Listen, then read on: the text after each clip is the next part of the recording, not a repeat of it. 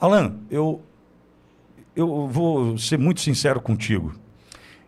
Nós éramos afiliados à Jovem Pan, nós éramos a Jovem Pan News Bauru, e por conta disso, num determinado momento lá atrás, eu te ouvi numa entrevista nos Pingos nos Is, acho que ainda naquele time Augusto Nunes, a Ana, e ali estava o Alan dos Santos. Alan, eu conheci o teu trabalho, eu já te admirava pelo teu conhecimento, pela tua sabedoria, pela forma clara e objetiva que você comunica. Mas ali, cara, naquela entrevista, você me pegou por um outro lado, que é o lado do pai. Eu sou pai, tenho 2 filhos, e a tua entrevista aquele dia, para mim, me trouxe um aperto no peito de um pai longe da filha. Alan, eu penso nos meus filhos, eu tenho vontade de chorar. Eu tenho vontade de chorar. E eu, naquele momento, sem nenhuma demagogia ou sensacionalismo, não preciso disso, eu me coloquei no teu lugar num exercício de empatia difícil de fazer. E a minha admiração, o meu respeito por você e as minhas orações por ti, tudo isso se multiplicou. Porque eu falei, puta, que sacanagem, é um pai longe da filha. Então eu quero te dar um bom dia, Alan, de um admirador e de um torcedor teu. É o que você tem em mim, é o que você tem nessa audiência dessa rádio, que te recebe agora com muito carinho, querido. Seja bem-vindo, Alan. Obrigado, Alexandre. Suas palavras vão me emocionar. Eu preciso estar firme e forte aqui, mas vamos lá. Obrigado pelas palavras. Realmente, eu fiquei esperando meus filhos e a minha esposa durante 3 anos e meio. Para quem não sabe, eu sou Alan Santos, jornalista, exilado em Orlando, nos Estados Unidos. Eu sou fundador do Terça Livre. Terça Livre tinha mais de 1,2 milhões de seguidores no YouTube. Nós encerramos as nossas atividades no Brasil por causa de perseguição. Eu estava te ouvindo falar aqui da meta de assinaturas. Daqui a pouquinho eu quero falar sobre isso, da importância das pessoas ajudarem os bons canais de comunicação no Brasil, como que eles precisam estar fortes, gigantes, repletos de assinantes, porque de fato não dá para ficar esperando por empresários. Os empresários realmente no Brasil, a maioria deles ou não sabe a importância de cultura, né? Música, entretenimento, jornalismo, dramaturgia, etc. Mas o povão não tem ideia do quão é difícil fazer o trabalho de jornalismo, de ficar de pé, né? Sobretudo por causa da falta de coragem de muitos. Mas eu quero agradecer pelas palavras. Não foi fácil, foi muito difícil manter essa distância e explicar por que, né, eu fiquei sem ver meus filhos e minha esposa. Depois de 2 buscas e apreensão no Brasil, várias pessoas no Brasil ficaram com medo de me entrevistar. Inclusive, eu quero fazer uma boa menção aqui ao Augusto Nunes, Ana Paula, todo o time que tinha ali na antiga Jovem Pan, onde nunca fui desrespeitado, nem por pessoas que discordavam de mim lá. E teve um pedido de prisão, extradição, e eu estava nos Estados Unidos antes da minha família, porque a minha filha, ela, ao vir para cá, para fazer entrevista e conseguir o visto, na verdade a entrevista era no Consulado do México, porque o Consulado brasileiro estava fechado, era período de início de pandemia. A minha filha tomou uma vacina e aí ficou doente após isso, e ela acabou ficando com meningite e encefalite, quase morreu, né? E a gente teve que esperar o tempo dela se recuperar. Quando a minha filhinha se recuperou para poder viajar, né, o suficiente para poder viajar, sair da UTI, etc., então teve o decreto de prisão e extradição, vindo do Alexandre de Moraes contra mim, né? Um jornalista que simplesmente pega o microfone, bota a câmera e fala, né? Então isso piorou cada vez mais, mas graças a Deus esse problema está sanado. Terça Livre está de volta, pelo menos no X, né, lá no Twitter. E estamos aí, aos trancos e barrancos, na mesma luta, Alexandre, de tentar correr atrás de assinantes. O site do Terça Livre hoje é academiaconservadora.com. Então eu falo para vocês que estão ouvindo o Alexandre comentar sobre isso aqui na Hora Verde: não deixe de financiar. transforme o seu apoio em financiamento. Não deixe que o número do YouTube vire só um número. Faça parte, né, dessa equipe Auriverde. Tenha orgulho de falar assim, não, esse jornal aqui eu quero manter, esse jornal aqui eu quero que cresça cada vez mais. Eles têm que virar TV, sei lá, qualquer coisa. Faça parte dessa luta. Não deixe que o trabalho deles passe necessidade. Não é fácil falar a verdade, não é fácil lutar contra o sistema. E inicialmente era isso que eu queria dizer. Muito obrigado pela participação. Eu que agradeço, Alan. Alan, e eu quero te ouvir sobre o que a gente está vivendo, né? Aqui no Brasil, você já deve estar sabendo disso, estão tentando, essa imprensa vendida, né, patrocinada, está tentando desqualificar o relatório, né, colocado luz sobre ele a partir do Congresso americano. Essa imprensa continua servindo ao status quo, ao establishment, enfim, e está aí cumprindo com o seu papel, porque acredito eu que o patrocínio está em dia, né? A gente sabe como eles funcionam também. Mas eu queria ouvir as tuas percepções diante de toda a perseguição que você sofreu e tudo o que você encontrou também nesse relatório. O que significa, do ponto de vista prático, o que o Congresso americano fez por nós, Alan? Olha, vamos começar por um fato curiosíssimo, Alexandre.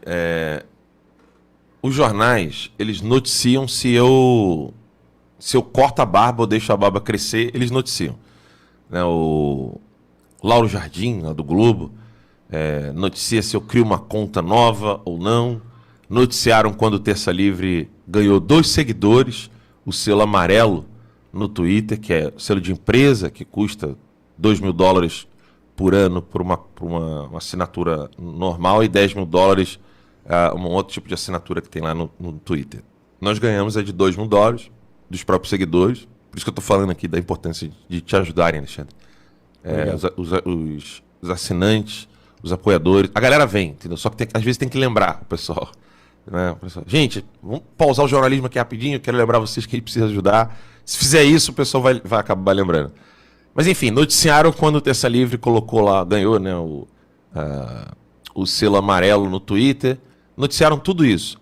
Aí, de repente, eu converso com o Elon Musk, que é o homem mais rico do planeta, o homem que fez o foguete da Ré, é o dono da plataforma, o antigo Twitter, né, o X, e ninguém noticiou. Se você for olhar, vai ter revista Fórum, que é aquele site esquerdista, mas Globo não noticiou, Metrópolis não noticiou. Houve uma ordem dada, Alexandre. Falo pra você, houve uma ordem dada. Não comentem que o Alan dos Santos conversou com o Elon Musk. Aí, eu fui entrevistado por várias pessoas. Fui entrevistado em jornais na Alemanha, fui entrevistado por várias personalidades aqui nos Estados Unidos. Ontem eu dei entrevista anteontem, eu dei entrevista pro Roger Stone, que é um consultor político famosíssimo nos Estados Unidos, o homem que fez o Donald Trump em 2016. Conversei outro dia no Space com o Alex Jones do Infowars. Vou dar entrevista pro Infowars semana que vem. Várias personalidades da política americana estão participando de Spaces comigo e eu estou conversando com eles. Deputados e senadores americanos estão de olho no que eu estou postando, no que o Paulo Figueiredo está postando, no que o Rodrigo Constantino está postando, do que a Renata Barreto está postando, a Ana Paula do Vôlei, o Leandro Ruschel. Tá todo mundo de olho. Eles estão vendo, opa, tá acontecendo algo no Brasil, o Elon Musk está mostrando algo muito grave que está acontecendo no Brasil, vão prestar atenção. A imprensa nos Estados Unidos está surpreendendo, inclusive. Eu não me lembro aqui agora de memória, isso está lá na revista Exílio do nosso site Academia Conservadora, mas eu não me lembro agora se foi o Wall Street Journal ou The Washington Post, acho que foi The Wall Street Journal. O The Wall Street Journal teve uma coluna de opinião onde a jornalista simplesmente descreve Alexandre de Moraes como um tirano, um ditador, e que o que está acontecendo no Brasil é censura. Ela afirma que o Brasil não vive mais uma democracia. Eu estou aqui repetindo The Wall Street Journal. Eu espero que você não tenha problemas aqui com o YouTube, né? Ou com qualquer coisa. Eu só estou repetindo o que está escrito no The Wall Street Journal. Isso está lá, tá? O Elon Musk falou que o Alexandre de Moraes é corrupto, no sentido moral, tá? De não cumprir a lei. Não é no sentido de propina, não. Várias denúncias foram feitas. E aí todo mundo ficava falando o seguinte: opinião, opinião, opinião, opinião, opinião. De repente, o Elon Musk recebe uma intimação de uma comissão parecida com a Comissão de Constituição e Justiça da Câmara dos Deputados.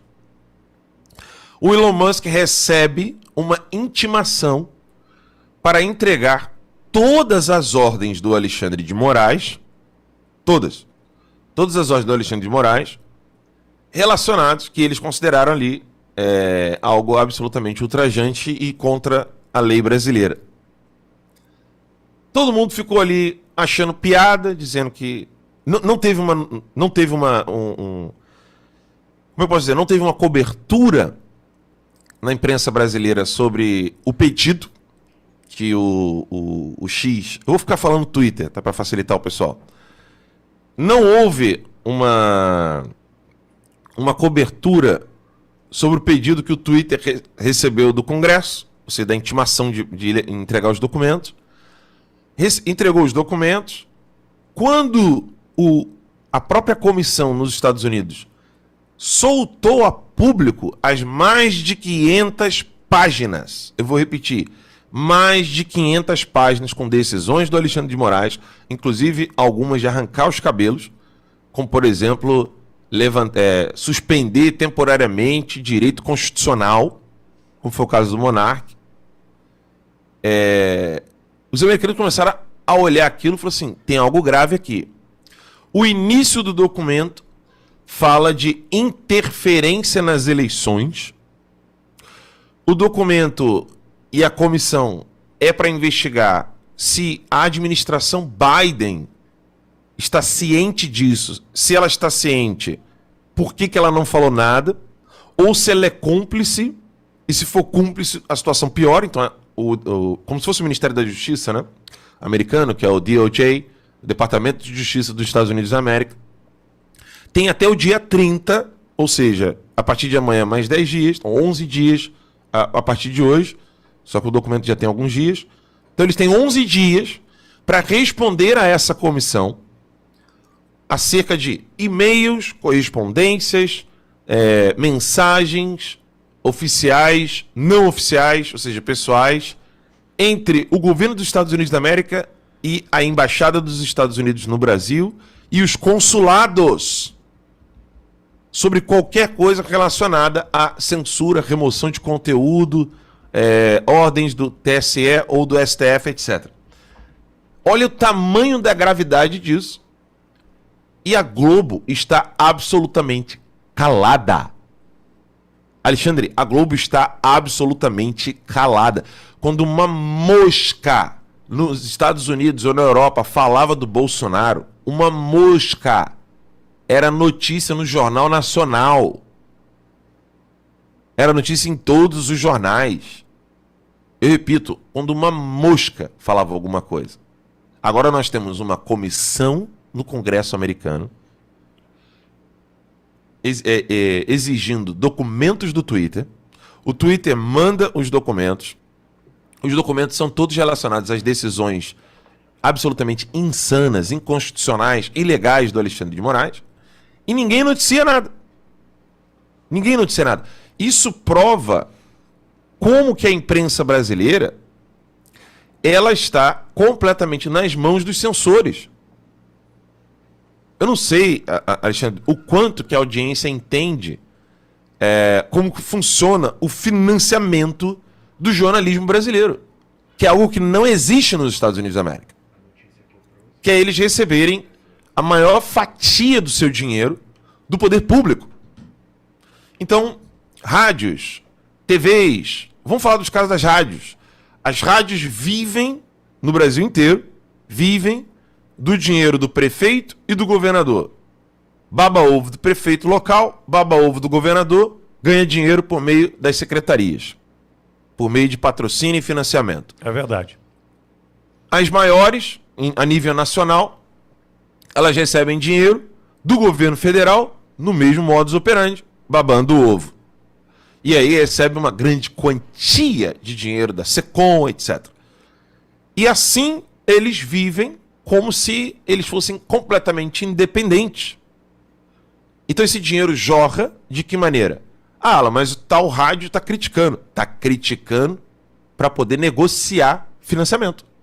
Está criticando para poder negociar patrocínio. Exato. Que é o que a Globo faz o tempo todo.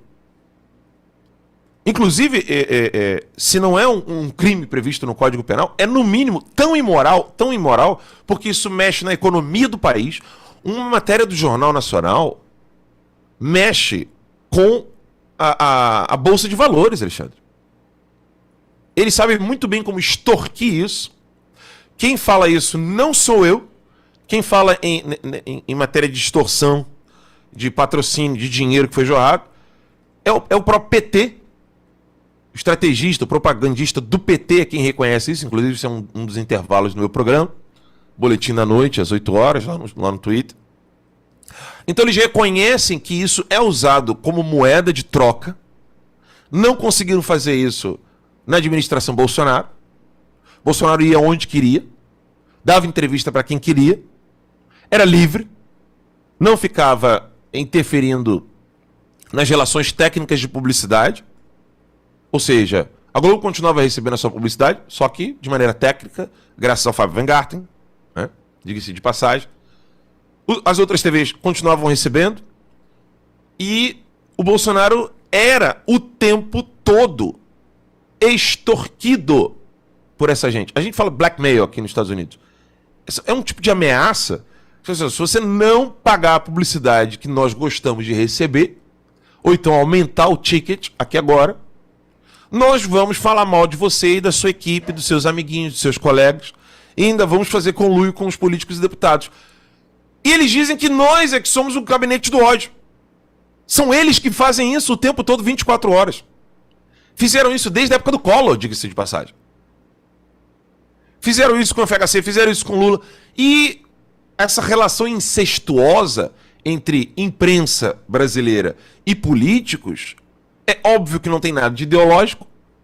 Eles não têm ideologia, embora sejam bem burrinhos, né? São baba-ovo. Ontem a Natuza Neri estava falando na Globo. Ah, eu sinto falta, sim, da época que não existia rede social. Claro, na época que não existia rede social, ela não perdia para a Auriverde. Entra ao vivo na Tuzaneri para ver se você ganha do Terça Livre ou do Alexandre aqui na Auriverde. Eles não vão. Sabe o que significa isso, Alexandre? Eles simplesmente são os coveiros que estão chateados com baixo índice de óbito. Tem noção? É o coveiro que tá puto porque não tem quase ninguém morrendo. Que é isso que eles são. Eles estão perdendo audiência para a internet e aí ficam ali chateadinhos porque tem gente ganhando audiência falando a verdade. E vale lembrar, o professor Olavo falou uma vez que há dois tipos de pessoas que acabam conquistando o coração dos outros na massa e acabam criando uma força propulsora ou um tipo de magnetismo. O primeiro tipo de pessoa é a pessoa que fala de modo honesto e sincero e acaba conquistando o coração das pessoas. O segundo é o psicopata. O psicopata tem um poder de magnetismo, né? Essas duas pessoas acabam atraindo as massas. É facilmente compreensível, né, por que eles vão atrás dessa mentalidade insana e louca de implementar uma revolução no Brasil, como disse o Dirceu no Senado, né?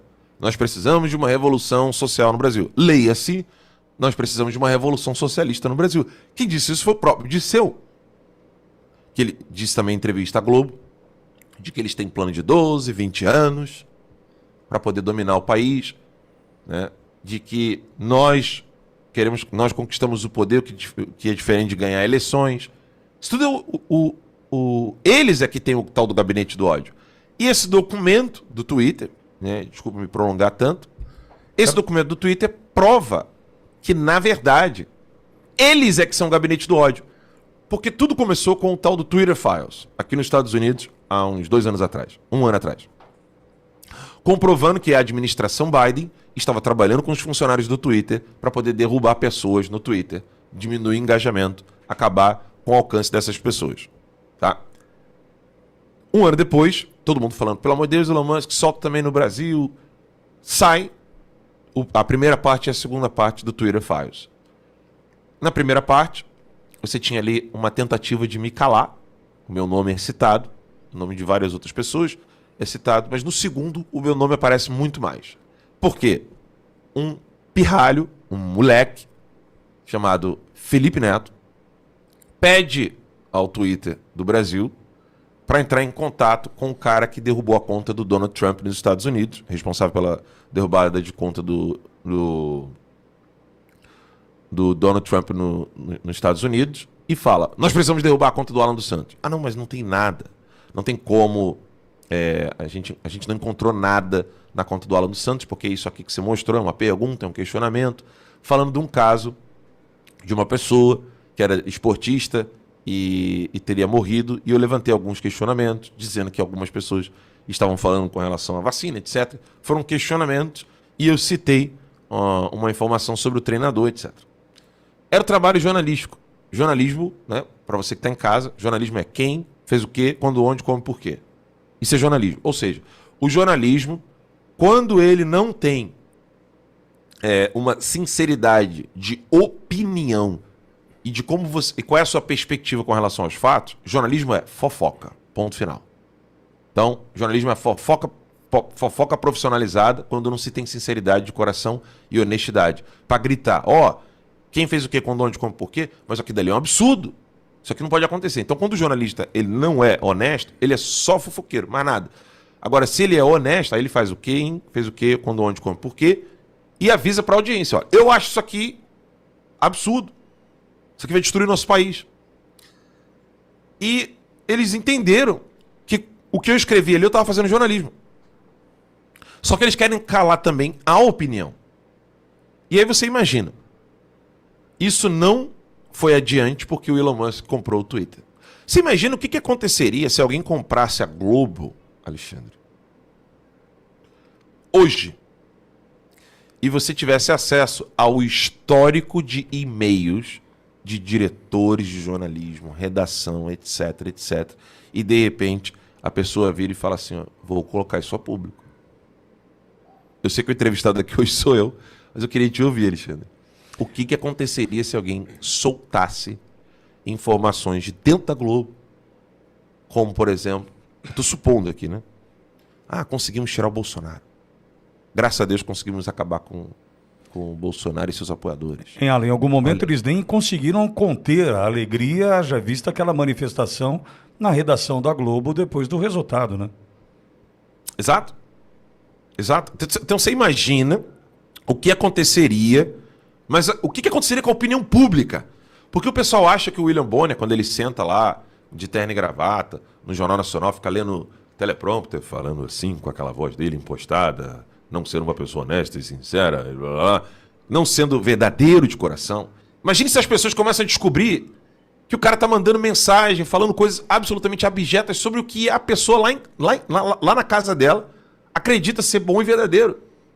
Como, por exemplo, esses idiotas bolsonaristas, que não sei o que, blá, blá, blá. A população não tem noção disso. Eles não sabem quão maléficos são esses jornalistas. Eles não sabem o quão canalhas são esses jornalistas. E detalhe, eles só têm existência por causa da plataforma que eles estão utilizando, Alexandre. O que acontece com esses jornalistas quando eles saem de grandes jornais? A vida deles simplesmente some, ninguém mais sabe quem eles são. Porque eles não têm audiência, eles se penduram na estrutura do jornal onde eles estão. Uma vez que saem de lá, ninguém sabe quem são eles, porque eles não têm relevância. Os argumentos deles são sempre os mesmos, irracionais, fracos, medíocres, não têm análise, não sabem fazer raciocínio, acabam falando coisas que qualquer pessoa inculta ou sem estudo e sem formação, sem instrução, olha aqui daí e fala assim, peraí, você está falando aqui do meu avô, da minha avó, do meu pai, da minha mãe, das pessoas que vão na igreja comigo. Por que isso aí vocês estão chamando de fascismo, extremismo, que não sei o quê? As pessoas começam a perceber, eles só têm estrutura, a estrutura do jornal onde eles estão. Por isso que eles ficam desesperados. Alexandre, quantos jornais no Brasil noticiaram o crescimento da Ouro Verde desde o momento que você decidiu falar assim, não, aqui eu não vou me vender e vou falar a verdade. Quantos jornais noticiaram a força da sua audiência?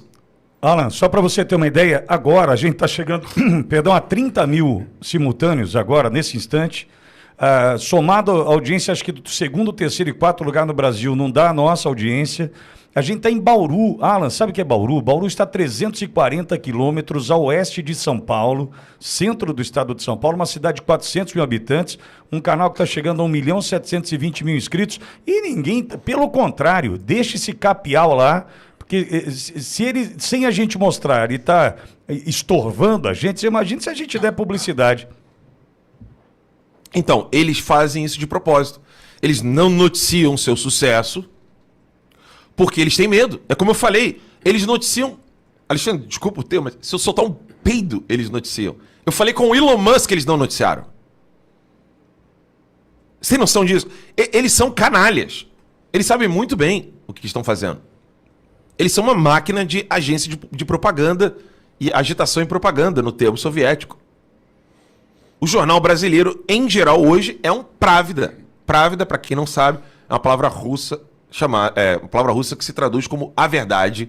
E Pravda é o nome do jornal oficial do Partido Comunista da União Soviética. A Globo é um Pravda, a Folha é um Pravda, o Estadão é um Pravda. Eles viraram um Pravda, um jornal oficial do órgão do partido. É isso que eles são. Não tem mais troca de ideias, ninguém discorda mais de ninguém. Lembra quando o Bolsonaro estava no poder? A direita tinha opiniões distintas, o pessoal discutia. Eles não têm isso, eles não têm discussão, Alexandre.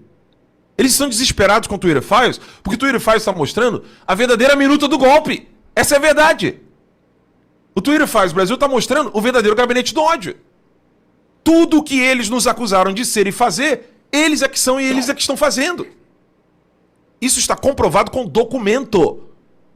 A prova deles contra a direita brasileira. Empresários estavam discutindo em grupo de WhatsApp e usaram emoji. A nossa prova contra eles. Está aqui a decisão do Alexandre de Moraes. Ele é a vítima, ele é o censor, ele é o acusador. Ele está dizendo que vai suspender direitos fundamentais. Estão derrubando pessoas, jornalistas proeminentes. Tudo isso foi em ano de eleição. Imagina isso indo pro ouvido da pessoa que está na audiência lá na casa dela, ouvindo rádiozinho, assistindo TV. Porque uma coisa a imprensa sabe. Eles não subestimam o intelecto do brasileiro. Eles não pensam que o brasileiro é uma pessoa imbecil, retardada, sei lá, enfim, que ela tem problemas mentais. Eles não fazem isso. Sabe por quê, Alexandre? Porque se eles noticiarem o porquê você cresce e porque a audiência deles cai, por mais que eles queiram fazer aquela estratégia do espantalho, mentir sobre você, falar tudo, o público vai ver e falar assim, pô, mas é isso aqui então? Quantas pessoas, Alexandre, não chegam ali no site nosso lá, academiaconservadora.com, lá do Terça Livre, e falam assim no comentário, olha, eu não te conhecia, eu fiquei sabendo de você por causa da sua perseguição e da perseguição que você está sofrendo. E eu fui olhar no Wikipedia, só fala mal de você. Eu fui olhar nos jornais e tá todo mundo falando mal de você. Eu fui ver quem é esse cara. E a pessoa chega lá e vê que não tem nada disso. Ou seja, mesmo que falem mal, eles sabem muito bem que é perigoso. Fala mal, mas cuidado com o que vocês vão falar mal. Por exemplo, fala mal do Alan dos Santos porque ele conversou com o Roger Stone, com o Elon Musk. Ele foi divulgado pelo Donald Trump, retweetado na época das eleições. Não dá. Ele sabe muito bem que noticiar só o fato dá merda pra eles. Desculpa o francês. Tá certo. E é isso. Eles sabem muito bem que é só a ponta do iceberg. Alan, por que, Alexandre? Tem um irmão aqui, comentarista da rádio, é vereador em Bauru, advogado criminalista, o Eduardo Borgo.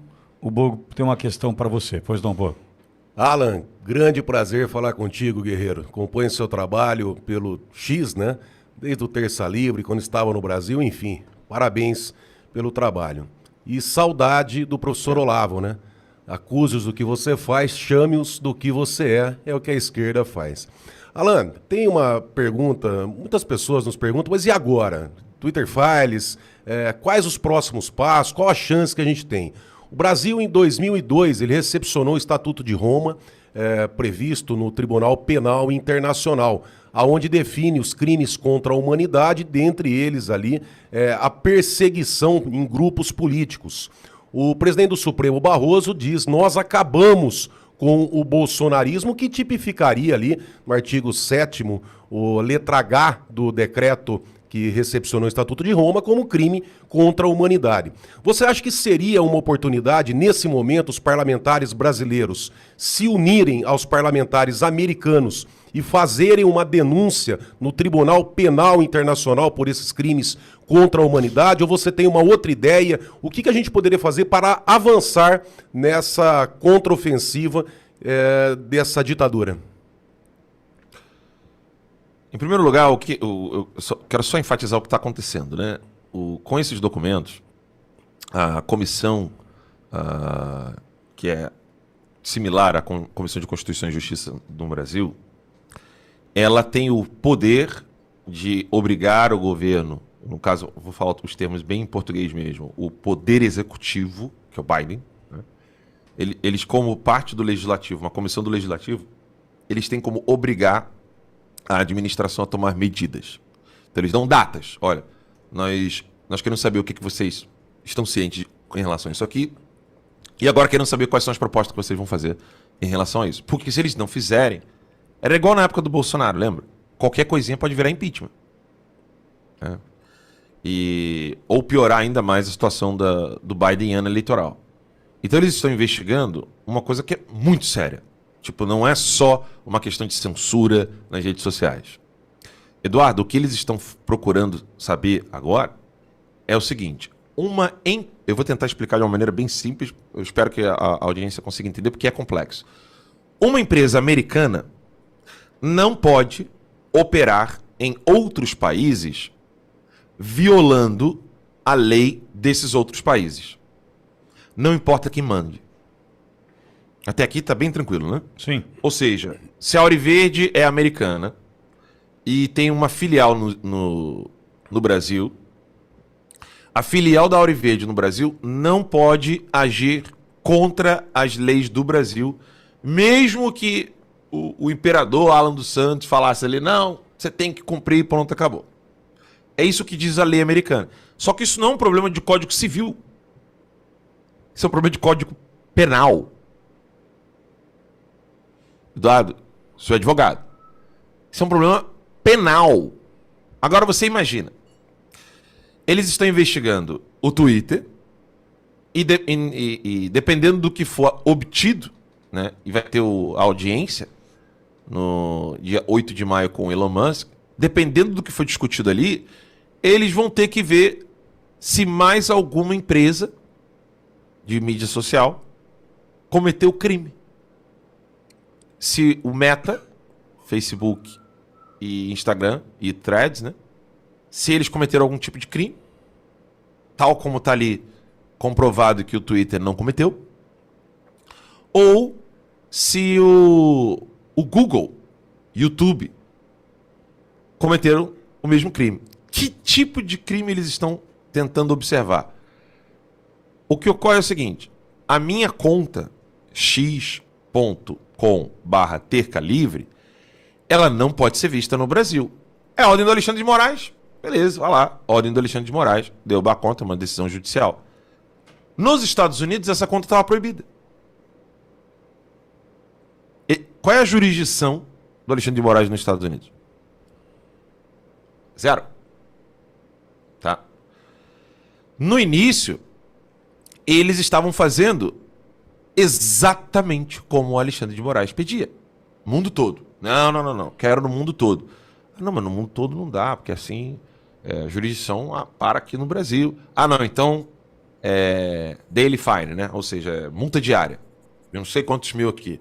Pô, mas isso aqui é contra a lei brasileira. O Marco Civil da Internet deixa bem claro, etc. Ou seja, Isso é a ponta do iceberg. Eles estão investigando o Twitter, o Elon Musk liberou a minha conta pessoal, que é Alan Terca Livre e Alan LD Santos lá no Twitter, né? 2 contas. Liberou para quem usar VPN. Ou para quem usar aquele Opera, aquele navegador Opera, para poder acessar as coisas de fora do Brasil. E liberou para quem está fora do Brasil. Se a pessoa está na Argentina, ela vai ver todos os meus perfis. Acontece que no YouTube não. No YouTube eles derrubaram. A minha primeira conta no Instagram é a mesma coisa. Mesmo nos Estados Unidos você não pode acessar. E o que significa isso?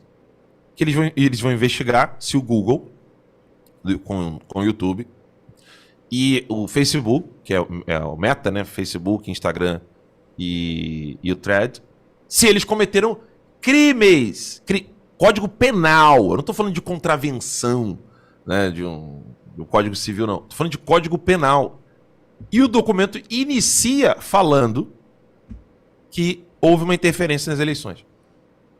Aí, ontem, Eduardo e Alexandre, o Elon Musk falou, com certeza absoluta, Alexandre de Moraes interferiu nas eleições brasileiras. Ocorre que, se ele falar isso no Congresso, no hearing, na audiência, se ele falar isso no Congresso, ele vai ter que provar. Se ele falar isso no Congresso e estiver mentindo, ele vai estar cometendo um outro crime nos Estados Unidos. Perjúrio. É perjúrio. Exato. E aí como é que fica, então, a situação do Brasil, que não está noticiando isso? O Elon Musk não está cometendo crime de perjúrio. E tem provas documentais, porque nem começou ainda a questão das provas documentais. Nem começou. Está só iniciando. Como é que vai ficar? Os congressistas brasileiros precisam se movimentar, porque até a confecção desse documento nessa comissão é um tapa na cara dos deputados e senadores de direita. É um tapa na cara. Como é que até hoje não se tem relatório do que a esquerda maldita faz no Brasil? Eu estou falando desde o período onde... desde quando o Bolsonaro começou até agora. O que esses deputados e senadores estão fazendo no Brasil? Alguns, muito corajosos, estão expondo os problemas para o mundo inteiro. Outros não falam nada. Não fazem nada. Pergunta que não quer calar. Todo mundo sabe que o impeachment de um ministro da Suprema Corte começa no Senado, certo? Certo. Cadê o Mourão? Mas o Alan, Como assim, tem como uma assim fala... o Mourão não fala nada? Não, tem como uma... assim o Mourão nem sequer reclama? Desculpa, pode falar. Não, desculpa te interromper, mas tem uma fala dele ontem, em defesa do Thomas Paiva, contra o Marcel Van Hatten, do Hamilton Mourão. Tem essa fala aqui. É asquerosa. O Mourão é o Mourão. Mourão é o vice-presidente que estava com o bottom da Bottom China da no 7 China. de setembro. Exato. Então, Alan, nenhuma esperança, zero sobre Mourão. Não tem esperança. Eu só, assim, eu acho que as pessoas precisam começar a cobrar. Exato. Como assim tem um Twitter Files, tem denúncias gravíssimas contra Alexandre de Moraes feitas pelo Elon Musk, e o Mourão só fala em defesa dos seus amigos de guerra de travesseiro? Peraí. O Mourão só tá saindo em defesa do clube? O clubinho da guerra de travesseiro? Que é nisso que eles são especialistas, né? Em guerra de travesseiro. Não dá para levar a sério o título de general no Brasil em comparação com o título de general nos Estados Unidos, na Rússia, na China. Né? Esse pessoal sabe o que é guerra. Esse pessoal sabe o que é conflito. Eu não consigo levar a sério o título de general no Brasil. Né? O Alan. Aí, diga. Perdão, pode concluir. Não, e tá aí, em silêncio, calado, diante de tudo que tá acontecendo. Eu só me lembro daquela foto do Mourão comendo aquele sorvetinho, sabe, com a menina com o peitão. É isso. Esse é o Senado que nós temos hoje. As pessoas precisam começar a cobrar os senadores. Até quando a gente só vai ter Portinho, Cleitinho, Meu Deus, sumiu alguns nomes aqui agora de cabeça, né? Mas Rogério Marinho, Até quando a gente vai ter só 2 ou 3 senadores fazendo alguma coisa decente? Tem outros tantos, né? O Girão tá fazendo um trabalho sensacional. Enfim, eu não quero ser injusto com quem eu não estou mencionando aqui, mas até quando a gente vai ter meia dúzia de senadores realmente preocupados com o que está acontecendo no Brasil? Enfim. E você acha que dá para traçar um paralelo entre a candidatura de novembro do Trump? Porque há uma expectativa muito grande aqui no Brasil, e eu confesso que eu também tenho essa expectativa com a eleição do Trump em novembro. Consegue essa movimentação que o Elon Musk está fazendo, a movimentação ali solitária, sozinha, individual, ou tem um grupo, existem mais forças por trás disso? Ou seja, dá para traçar um paralelo entre o retorno do Trump com essa movimentação que está acontecendo hoje? Paralelo em que sentido? Desculpa perguntar, só para entender. Como se a equipe do Trump estivesse por trás disso ou não? Não diretamente, mas as forças que lutam pela democracia, porque nós tivemos aqui em 2021, isso foi noticiado em vários meios de comunicação, que um diretor da CIA teria entrado em contato com altas autoridades do Brasil e questionado ali, enfim, trazida à pauta a questão das eleições. E nós temos o Biden, que é um regime democrata. Por outro lado, os republicanos, ao que tudo fica muito claro, estão lutando ali pela democracia, que é uma mesma luta que o Elon Musk está ali colocando em pauta. Quer dizer, esse paralelo da luta dos republicanos pela volta da democracia com a luta também do Elon Musk, quer dizer, existe ali algo maior do que isso, uma luta mundial contra regimes ditatoriais e grupos que lutam pela democracia? Então, o que eles estão preocupados é que aconteça em novembro o que aconteceu no Brasil. Por isso que o documento inicia dizendo que, opa, isso aqui ocorreu em ano eleitoral. Tanto é que a administração do Biden agora vai ter que dar explicações até o dia 30 e vai ter que enviar todo tipo de documento, conversa, etc., em referência, tudo que tiver referência à liberdade de expressão, a alcance nas redes sociais, etc. Eles vão ter que dar satisfação disso. Porque eles estão com... Óbvio, eles estão com receio. Peraí, tá parecendo que o Brasil virou um laboratório aqui de Harvard, né? Uma das universidades mais esquerdistas que tem nos Estados Unidos. Parece que isso aqui virou um laboratório de Harvard, onde vocês querem usar o judiciário para silenciar opositores e acabar destruindo a audiência de jornalistas e programas que estão desbancando a grande mídia. Em pleno ano eleitoral. Então eles estão preocupados. Eles querem saber, porque eles têm o poder de usar a lei para punir os criminosos. Nos Estados Unidos eles têm essa força, assim como no Brasil, embora no Brasil o número de covardes, né, é um troço absurdo, né, como nós mencionamos aqui há pouco, né, a questão da imprensa, a questão dos políticos, etc. Mas eles estão extremamente preocupados que o que aconteceu no Brasil se repita nos Estados Unidos. E eu quero enfatizar isso porque isso está no início do documento. Em pleno ano eleitoral.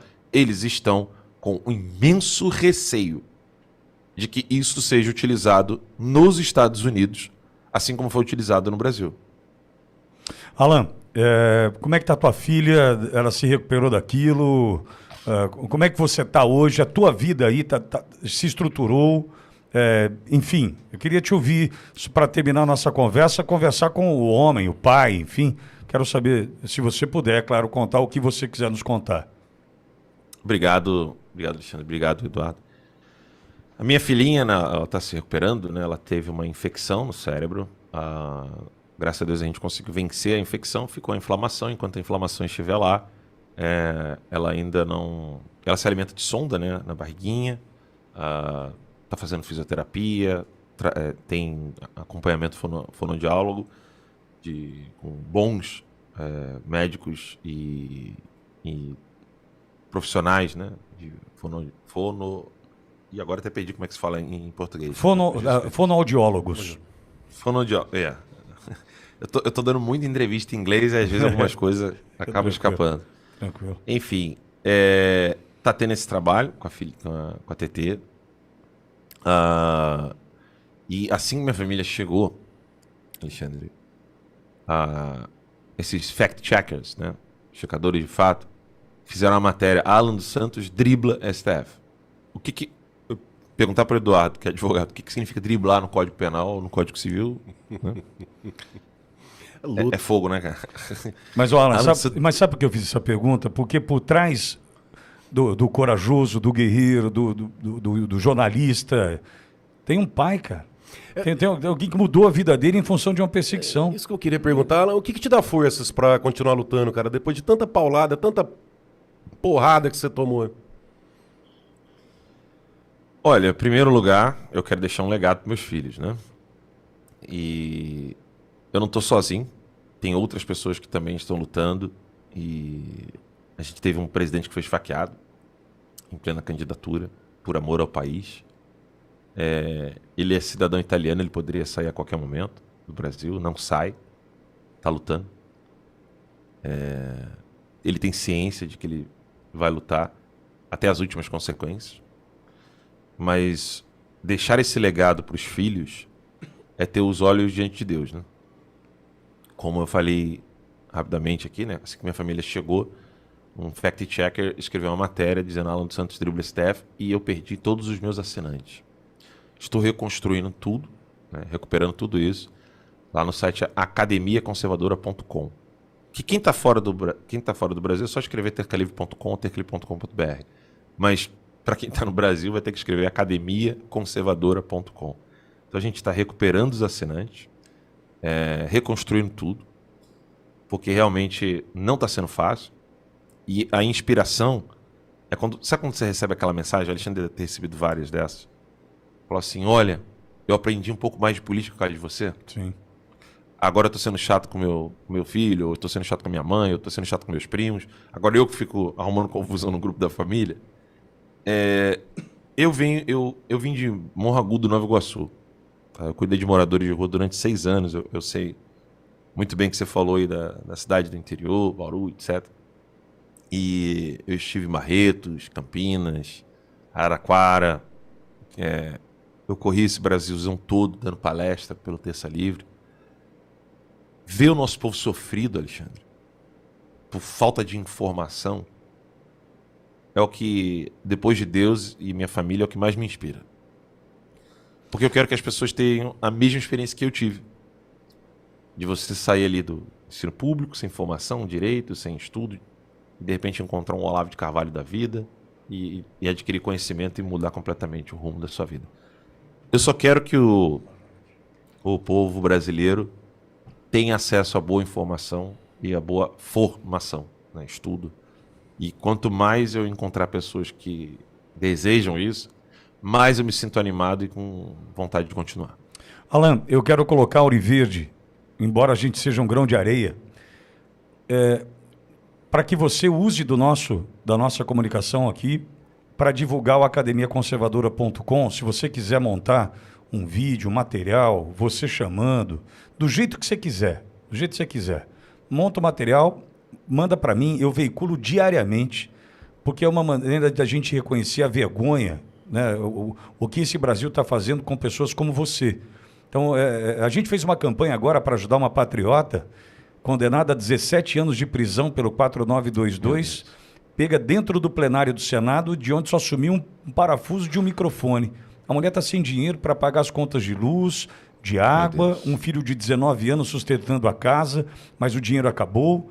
Então a gente está tentando, através da Ouro Verde, eu fui classificado outro dia como pedinte do Brasil, com muito orgulho eu sou o pedinte do Brasil, que eu peço por essas pessoas, então eu não tenho vergonha nenhuma disso, e quero colocar esse canal à tua disposição para a gente engrossar essa turma de torcedores do teu trabalho, né, de admiradores da tua conduta, da tua jornada, através do que a gente é aqui. Então, você tem o meu contato, eu tenho o teu, estou orgulhoso disso e quero agradecer o Ricardo Roveran, que fez a ponte, para a gente poder se conhecer e dizer, sou teu fã, estou do teu lado, e o que eu puder fazer, eu vou fazer. Tá bom, querido? Olha, eu não tenho palavras, muito obrigado mesmo, de todo o coração. E agora eu queria fazer uma pergunta para a audiência. Eles veem esse tipo de solidariedade no outro lado? Não. E é isso que faz com que a audiência olhe e fale assim, eu estou diante de pessoas reais. Eu estou diante de pessoas verdadeiras. Pessoas que podem se enganar, podem fazer uma análise que talvez não seja tão precisa, pessoas que são verdadeiras, humanas. Mas é isso. Eu volto aqui à frase do professor Olavo. 2 tipos de pessoas acabam atraindo muito as massas. Os homens que têm um coração honesto e sincero, que falam de modo sincero, e os psicopatas. Veja como não é difícil, Alexandre e Eduardo, entender quem são os psicopatas. Veja como é fácil entender quem é que são os psicopatas e quem são as pessoas de honestidade. Enfim, é isso. Obrigado de coração, Deus abençoe a vocês e cresçam cada vez mais. Amém.